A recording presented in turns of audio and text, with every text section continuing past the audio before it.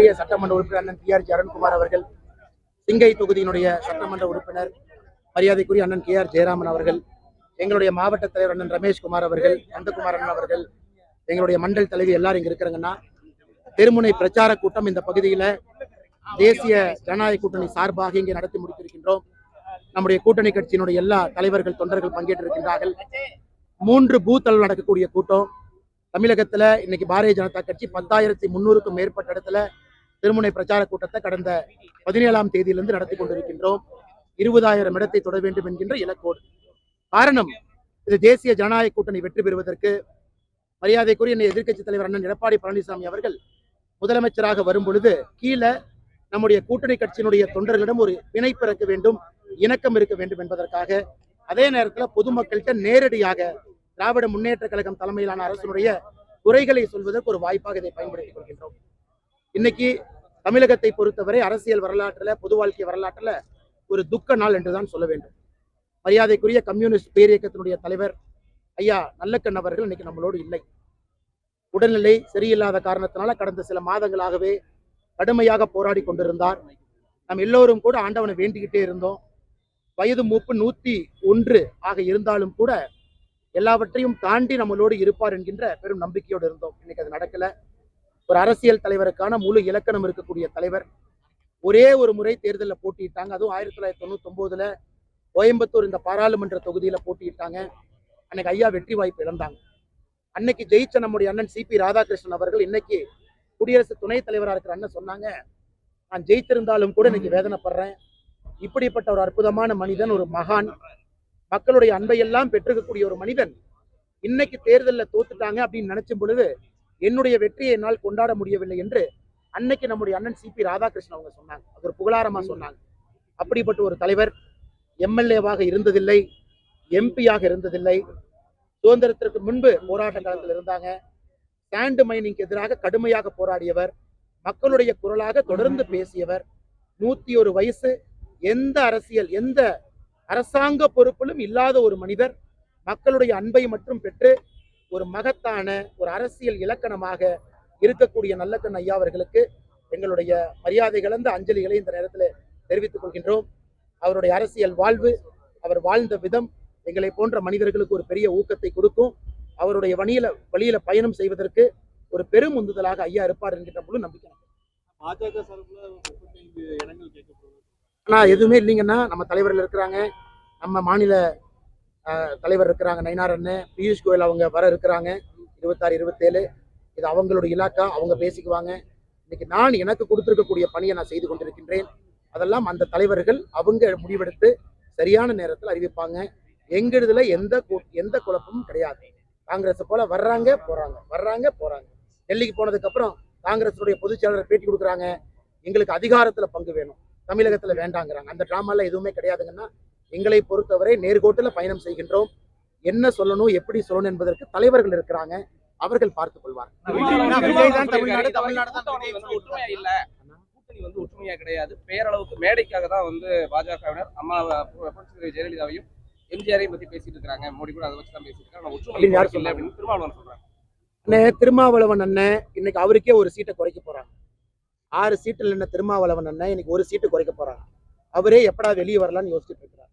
இன்னைக்கு திருமாவளவன் அண்ணன் அந்த கூட்டணியில் சந்தோஷமா இருக்கிறாரா? நீங்க அவர்கிட்ட கேளுங்க. ஏன் திமுக சொல்றாங்க எல்லோருக்கும் ஒரு சீட்டு குறைக்க போறோம், ஏன்னா தேமுதிகவுக்கு நம்ம சீட்டு கொடுக்கணும்.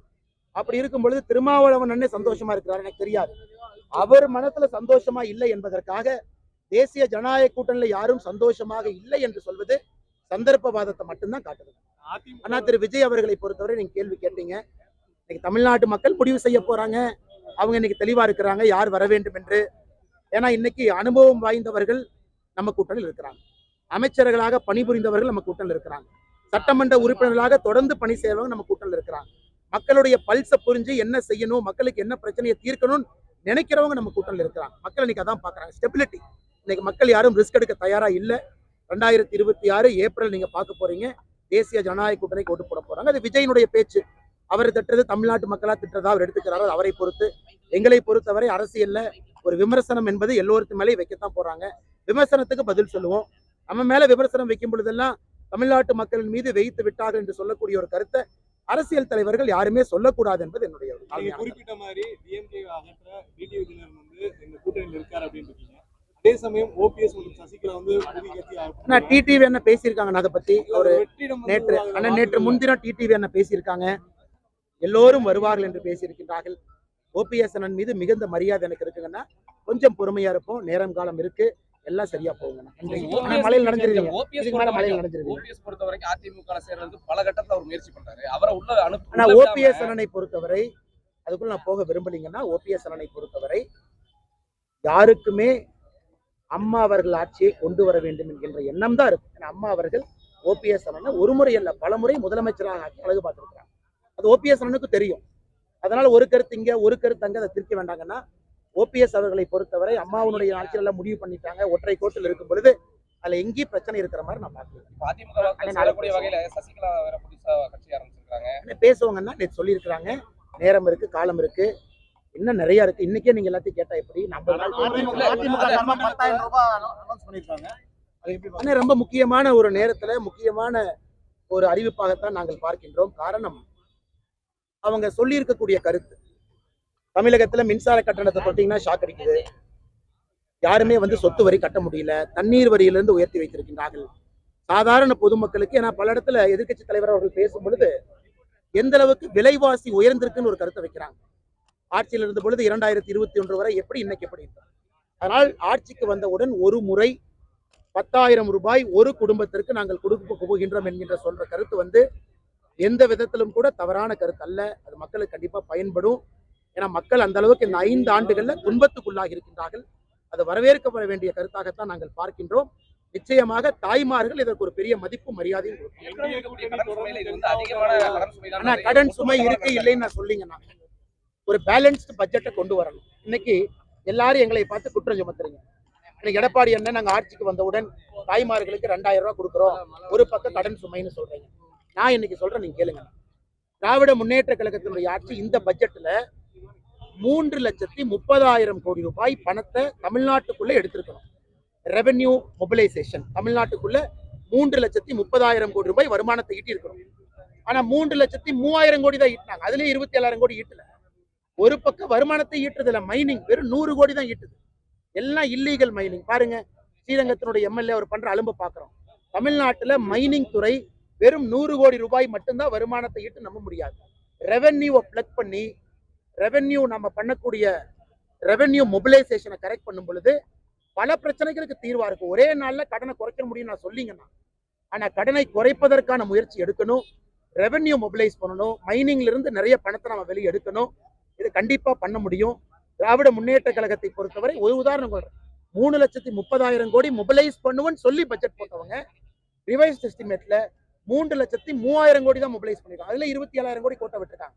அதையெல்லாம் செய்யும் பொழுது கடன் சுமையை சரி செய்ய முடியும் என்கின்ற நம்பிக்கை இருக்கு. அதே நேரத்துல இது ஆரோக்கியமான அரசியலான்னு கேட்டா ஆரோக்கியமான அரசியல் தான். இந்த நேரத்துக்கு தேவைப்படுது. மக்கள் எதிர்பார்க்கிறாங்க. மக்களுக்கு நம்ம கொடுக்கணும். துன்பத்தில் இருக்கிறாங்க, கஷ்டத்தில் இருக்கிறாங்க, கூலி வேலை செய்யறாங்க, இருக்கக்கூடிய விலைவாசி கட்டுப்படி ஆகாம இருக்கு. நம்ம பணக்காரங்களா இருந்து நம்ம சேர்ல இருந்து பார்க்க கூடாதுங்கண்ணா. கார்ல போறவங்க, ட்ரெயின்ல போறவங்க, பிளைட்ல போறவங்க, நடந்து போறவங்க, எத்தனையோ தரப்பட்ட மக்கள் இருக்கிறாங்க. அரசியல் என்பது எல்லோருக்கும் பொதுவாகவாக இருக்கணும். அதனாலதான் இந்த 10,000 ரூபாயாக இருக்கட்டும், பெண்களுடைய ஊக்கத்தொகை அதிகப்படுத்துவதாக இருக்கட்டும், எல்லோரையும் முன்னேற்ற வேண்டும் என்கின்ற கருத்து